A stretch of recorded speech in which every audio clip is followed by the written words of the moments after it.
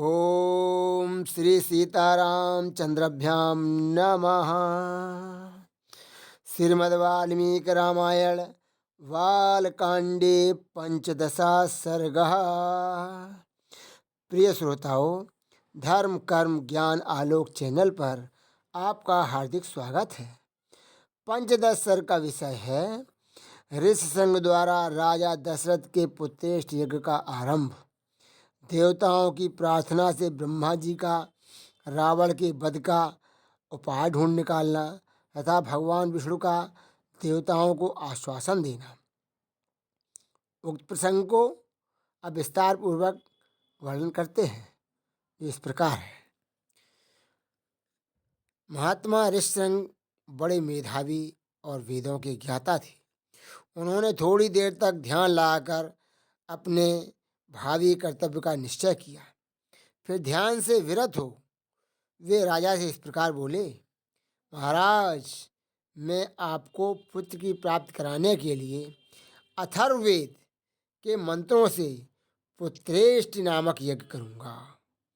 वेदोक्त विधि के अनुसार अनुष्ठान करने पर वह यज्ञ अवश्य सफल होगा। यह कहकर उन तेजस्वी ऋषि ने पुत्र प्राप्ति के उद्देश्य से पुत्रेष्टि नामक यज्ञ प्रारंभ किया और स्रोत विधि के अनुसार अग्नि में आहुति डाली।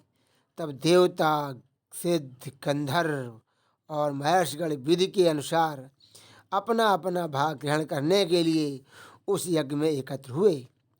उस यज्ञ सभा में क्रमशः एकत्र होकर दूसरों की दृष्टि से अदृश्य रहते हुए सब देवता लोककर्ता ब्रह्मा जी से इस प्रकार बोले, भगवान, रावण नामक राक्षस आपका कृपा प्रसाद पाकर अपने बल से हम सब लोगों को बड़ा कष्ट दे रहा है। इसमें इतनी शक्ति है कि हमारी शक्ति उसके सामने कुछ भी नहीं। हम में इतनी भी शक्ति नहीं है कि अपने पराक्रम से उसको दबा सकें। प्रभु, आपने प्रसन्न होकर उसे वर दे दिया है। तब से हम लोग उस वर का सदा समादर करते हुए उसके सारे अपराधों को सहते चले आ रहे। उसने तीनों लोकों के प्राणियों का नाकों में दम कर रखा है। वह दुष्टात्मा जिनको कुछ ऊंची स्थिति में देखता है उन्हीं के साथ द्वेष करने लगता है। देवराज इंद्र को परास्त करने की अभिलाषा रखता है। आपके वरदान से मोहित होकर वह इतना उद्दंड हो गया है कि ऋषियों, यक्षों, गंधर्वों, असुरों तथा ब्राह्मणों को पीड़ा देता है, उनका अपमान करता फिरता है। सूर्य उसको ताप नहीं पहुंचा सकते, वायु उसके पास जोर से नहीं चलती तथा जिसकी उत्ताल तरंगें सदा ऊपर नीचे होती रहती हैं, वह समुद्र भी रावण को देखकर भय के मारे स्तब्ध सा हो जाता है, उसमें कंपन नहीं होता है। वह राक्षस देखने में ही बड़ा भयंकर है, उससे हमें महान भय प्राप्त हो रहा है। अतः भगवान, उसके वध के लिए आपको कोई ना कोई उपाय अवश्य करना चाहिए। समस्त देवताओं के ऐसा कहने पर ब्रह्मा जी कुछ सोचकर बोले, देवताओं, लो, उस दुरात्मा के वध का उपाय मेरी समझ में आ गया है। उसने वर मांगते समय यह बात भी कही थी कि मैं गंधर्व, यक्ष, देवता तथा राक्षसों के हाथों से न मारा जाऊं। मैंने भी तथास्तु कहकर उसकी प्रार्थना स्वीकार कर ली। मनुष्यों को तो वह तुच्छ समझता था, इसलिए उनके प्रति अवहेलना होने के कारण उनसे अबद्ध होने का वरदान नहीं मांगा। इसलिए अब मनुष्य के हाथ से ही उसका वध होगा।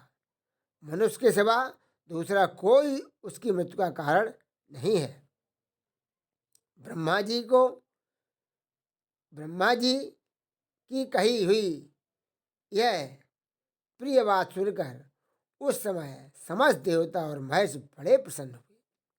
इसी समय महान तेजस्वी जगतपति भगवान विष्णु भी मेघ के ऊपर स्थित हुए सूर्य की भांति गरुड़ पर सवार होकर वहाँ आ पहुँचे।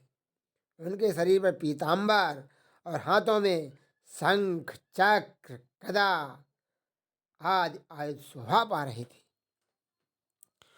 उनकी दोनों भुजाओं में तपाए हुए स्वर्ण के बने केयूर प्रकाशित हो रहे थे।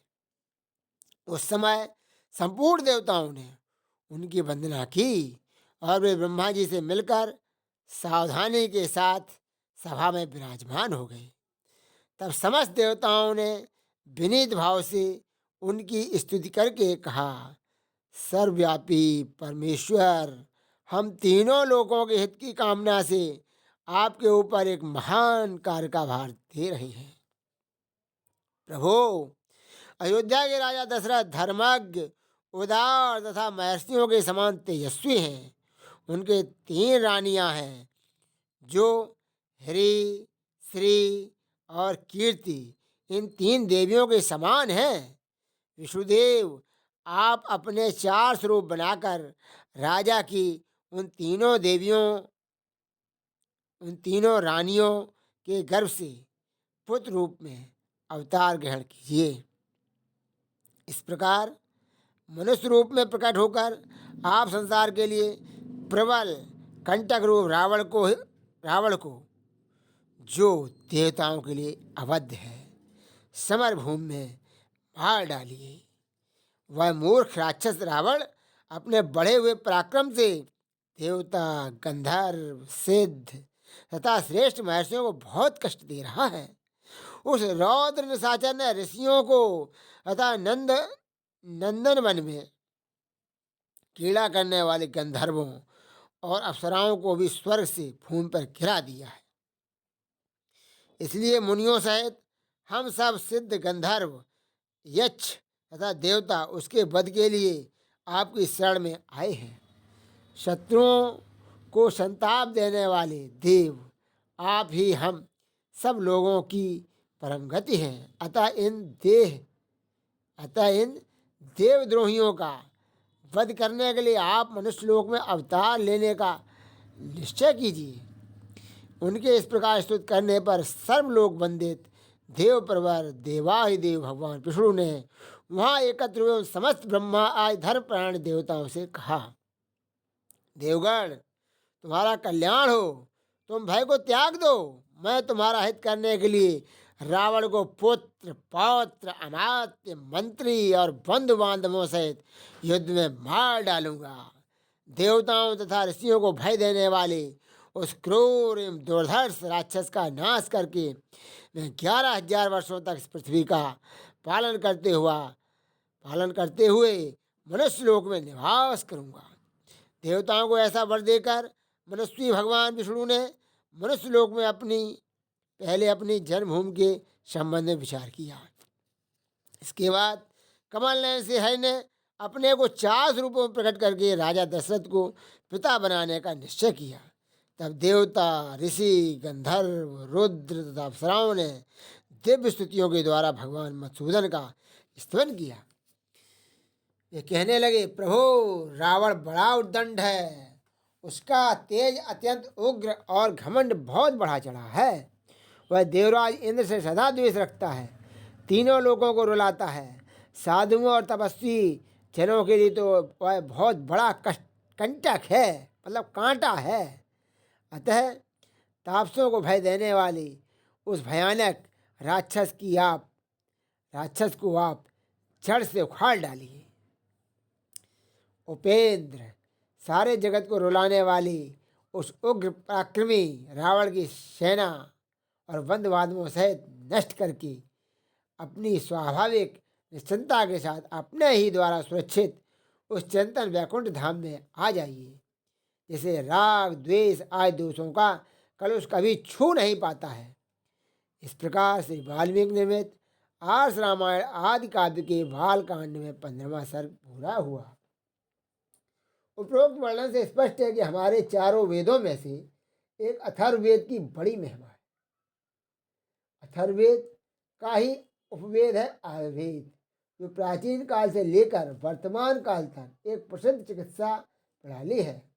अथर्ववेद के मंत्रों की शक्ति से ही महात्मा ऋष्यशृंग ने महाराज दशरथ को पुत्रेष्ठ यज्ञ के माध्यम से 4 पुत्रों राम, लक्ष्मण, भरत और शत्रुघ्न का पिता बनने का गौरव प्रदान किया था। वर्तमान काल में भी हमें मंत्रों की शक्ति पर अनुसंधान करने की आवश्यकता है। ये प्रस्तुति अच्छी लगी हो तो चैनल को सब्सक्राइब करें। धन्यवाद।